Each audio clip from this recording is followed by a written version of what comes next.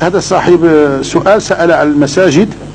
أنا طبعا الموضوع لا يتعلق بالمساجد، ولكن ما نجاوب بجوج ديال الأجوبة. أولا هو المفروض أن المحاضرات هذه لا تتحول إلى الحديث عن أشياء خاصة. هذا نوع من ياك نتكلموا في المنهج الآن، مساجد نبناو صافي، ولا بغيت المساجد حنا ما حناش نجيناش نتكلموا على المساجد، نتكلموا على قضية أخرى. هذه نوع من الفكر ديالنا ديال الاستغلال. فكرنا العربي هو هكا، جاب الله نرى بعدنا ياك.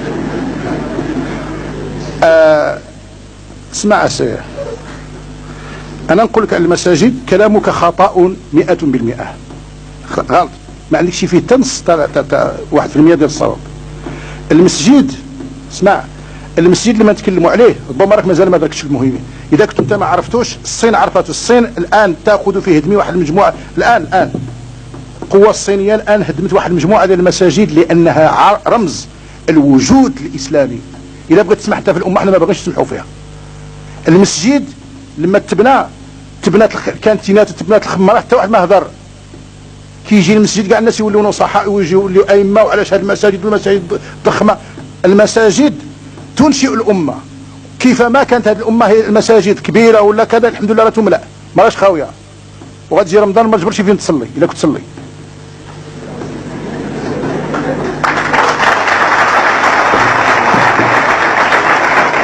انا غادي نجاوبك، لان انا ما بغيتش نجاوب في هذه الاشياء، ولكن من سولتني غادي نجاوبك. نعم، انا اعتبر الان المسجد هو رمز وجود الامه. فلسطين المشكله الكبيره هي المسجد الاقصى، لو زال المسجد الاقصى تمشي القضيه الفلسطينيه. نعرف بان الاسبان الان يقومون بعمل حثيث من اجل تغيير جميع الملامح، الان اعاده البناء بعض المساجد القديمه ووضع رمز الصليب والنجمه السداسيه، الان تزوير التاريخ الاسلامي ما الذي اثبت بان الامه الاسلاميه فعلا كانت ذات حضاره لولا مسجد القرطبه اللي كان موجود تماك؟ ما الذي اثبت بان الامه كانت فعلا معتزه بدينها لولا مسجد اشبيليه، لولا الخيرالده؟ هذه المساجد لم تؤسس وضعت، هذه المساجد أسست فأسست أفكارا وأسست، فلذلك هذه ماشي نصيحة ناصح. احنا نتكلموا على الناس اللي الآن يبذرون أموال الأمة. هذا الناس بغاو إنسان كان يمكن له ما يديرش ذاك الجامع، ما عندك ما تقول له حتى شي حاجة. كان يمشي يدير مهرجان في أكادير، يعاون في مهرجان أكادير ولا يعمل شي حاجة. نعم، إذا جاء الإنسان أراد الإنسان أن يتوجه إلى المسجد، والمسجد له ضرورة، والمسجد خصو هندسة فكرية. احنا ما نقولوا بأن مدينة فيها 400,000 400,000 ونقولوا بأنها أمة إسلامية. المفروض إذا درنا حساب 400,000، إذا درنا كل 1000 خصهم يصلوا المسجد، شوفوا شحال خص البلاد خصها المسجد. إذا درت حساب ولا ماشي حساب؟ هذا حساب. أنا ما أعتبرش هاد الناس كفار، أعتبر مسلمين وغادي يرجعوا إلى الله، وفعلا هم رجعوا ولم يجدوا أماكن كافية للصلاة. إذن هذا كلام ما عنده حتى شي معنى. ولكن باش نقول الأخ نعطيه الصورة باش يكون واضح.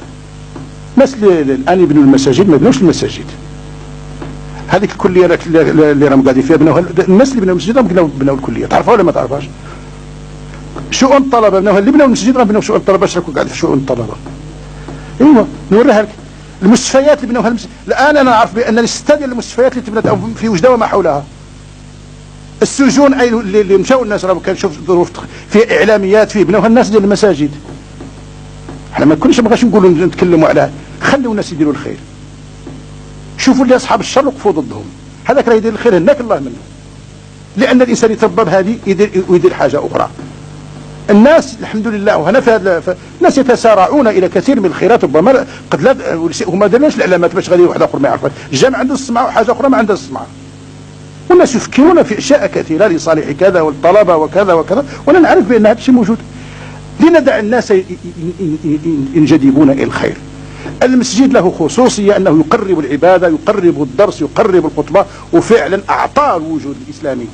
شوف، واخا تكون بغيت تكون مسلم ما تهدرش هذا الهضره اللي ما عندها لا اساس لا راس. لان حينما نريد فكر نبني له البنيه العميقه ديال البنيه التحتيه ديال الرياضه هي الملاعب، البنيه التحتيه ديال الاسلام هي تكون مجال المساجد.